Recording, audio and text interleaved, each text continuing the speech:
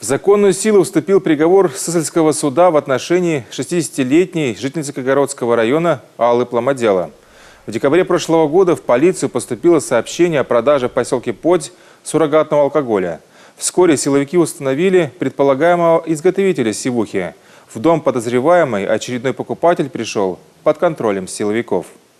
Пломодела сбыла лицу, выступающему в ходе ОРМ в качестве закупщика, спиртосодержащую жидкость кустарного производства, именно самогон, которая содержалась в пустой водочной бутылке емкостью 0,5 литров. В ходе проведения судебной химической экспертизы было установлено, что указанная алкогольная продукция, а именно самогон, содержит значительное количество токсических микропримесей. Многократное превышение высокотоксичных соединений в самогоне, по заключению экспертов, могло привести к серьезным заболеваниям внутренних органов. Появление полицейских с обыском на пороге дома Аллу Пломодела ничуть не удивило.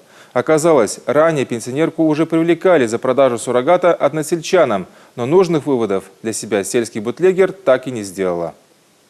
Данная гражданка пояснила, что плохое у нее материальное положение, этим зарабатывает на жизнь. Самогонный аппарат был изъят, постоянно у нее изымается самогонный аппарат, там было изъято порядка, по-моему, 20 бутылок.